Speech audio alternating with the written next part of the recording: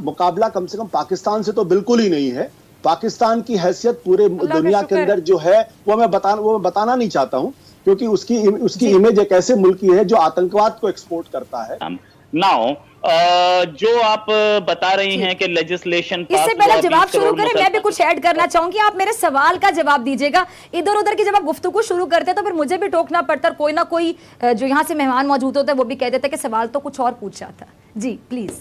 या मैडम ऐसा होता है कि आपके जो पाकिस्तानी पैनलिस्ट हैं वो 10 झूठ बोलते हैं, तो उन 10 झूठ को एक एक करके काउंटर करना, क्योंकि मैं इंडिया की तरफ से बैठा हूं और यहाँ आशुतोष सर जैसे सीनियर आदमी बैठे हैं, तो उनका फर्ज बनता है कि इंडिया में क्या रियलिटी है और वो बताई जाए। तो वो एक एक करके मैं बताता हूं, तो आप बोलते हैं वो जो उन्होंने बोल दिया झूठ तो उसको आप पर्दाफाश ना करें, आप एक का सवाल जवाब दे दें, तो वो पॉसिबल थोड़ा सा मुश्किल है। नाउ यू सेड जवाब दीजिए ना रोहित। यस, गांधी के इंडिया और मोदी का इंडिया। मैडम गांधी का इंडिया जो है ना वही मोदी का इंडिया है। उसको मोदी को, प्राइम मिनिस्टर मोदी को लोगों ने इलेक्ट किया है और 1/3 से ज्यादा वोट्स लिए हैं इंडिया में, तब वो प्राइम मिनिस्टर बने हैं। इंडिया की पब्लिक चाहती है कि वो वहां बैठे, इसलिए वो वहां बैठे हैं। आप कई स्टेट्स में देखेंगी, गुजरात में, मध्य प्रदेश में, यूपी में, दिल्ली में 50% से ज्यादा वोटिंग हुई है मोदी के फेवर में। नाउ अगर आप बोल रही हैं कि हिंसा यानी कि टॉर्चर और मुसलमानों पे टॉर्चर हो रहा है, मैम ऐसा कुछ नहीं हो रहा। असलियत ये है कि यहाँ मुस्लिम्स को बराबर राइट्स हैं, यहाँ मुस्लिम्स प्राइम मिनिस्टर्स हैं, यहाँ मुस्लिम्स जजेस हैं, यहाँ मुस्लिम्स सरकारी जॉब में हैं, बड़े बड़े IPS IAS ऑफिसर्स हैं। तो ऐसा कुछ नहीं है कि यहाँ पे जुल्म हो रहा है, यहाँ पूरे राइट्स हैं। किसी भी कंट्री में ऐसा हुआ हो कि 3 महीने तक heart of city, heart of capital में 3 महीने तक एक रोड डेमोन्स्ट्रेशन के लिए बंद हुई हो? आपके कंट्री में हुआ तो मुझे बताइएगा। हमारे कंट्री में हुआ, मुस्लिम्स थे और उन्हें हटाया नहीं गया। ठीक है, दंगे फसाद हर कंट्री में आपके भी होती है, हमारे यहाँ भी हुआ, व्हाट्स द प्रॉब्लम? लेकिन मैं ये नहीं बोल रहा कि दंगा फसाद सही है, हुआ, गलत हर जगह होता है, इस समय अमेरिका में भी हो रहा है, वो भी गलत है, लेकिन राइट्स पूरे हैं, सबको हैं, और ऐसा नहीं है कि कोई बहुत बड़ा उनके ऊपर जुल्म हो रहा है या समथिंग एल्स।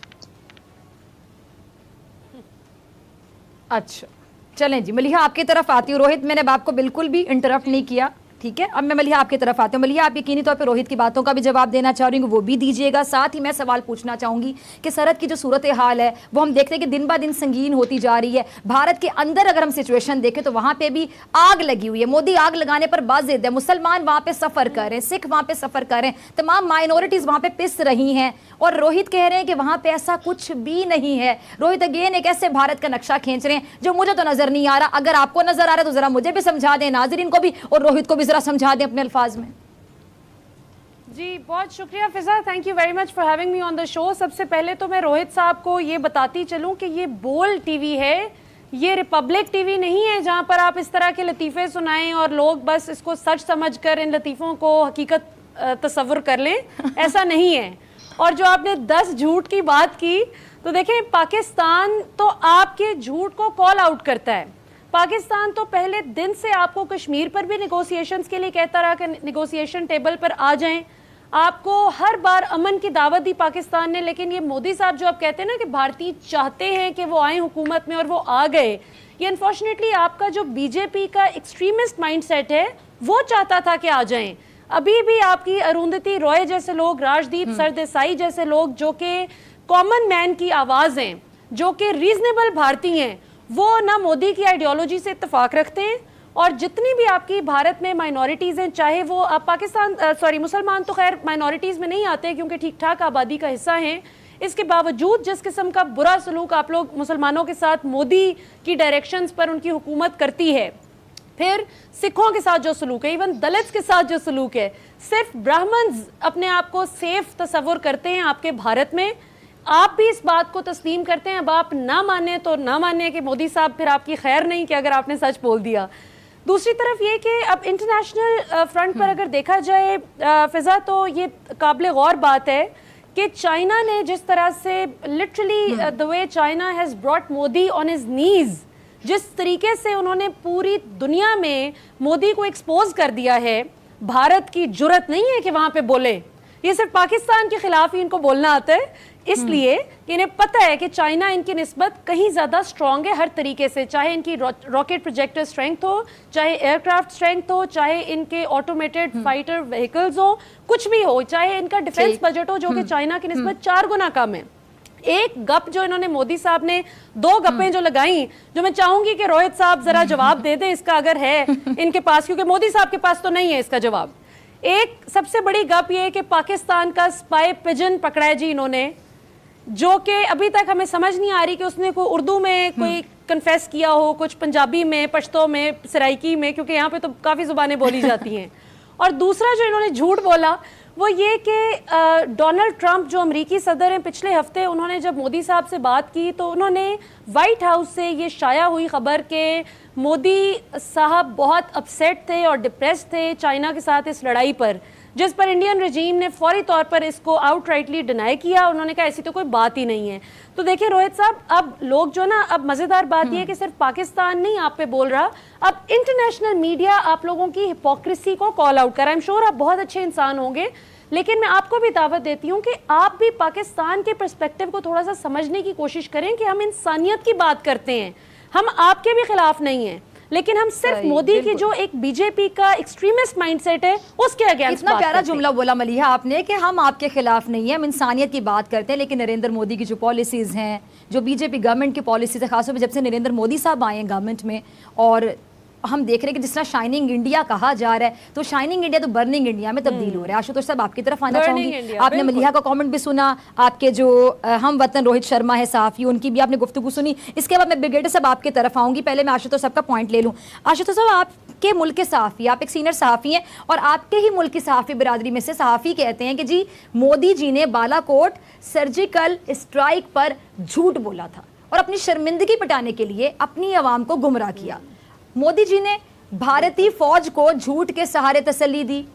वो ये भी कहते हैं कि जिस लद्दाख के महाज पर जिस तरह चीनी फौज के हाथों भारतीय फौजियों की दुर्गत बनाई गई, उससे पूरी दुनिया में भारत की जागसाई हुई। सर ये बताइए कि मोदी साहब आप लोगों की अब और कितनी जागसाई करवाना चाहते हैं, और आपको भी लिटरली चीज अच्छी नहीं लगती होगी कि जागसाई कराते हैं। जी बताइएगा, अशोक साहब की बात से आप अग्री करते हैं, सेकंड करते हैं उनकी राय को? देखिए, मुझे तो ये नहीं मालूम था कि इस चैनल पे आने के बाद मुझे भारत पाकिस्तान की लड़ाई के बारे में बात करना होगा। मैं तो सोच रहा था कि गंभीर बहस इस पे होगी।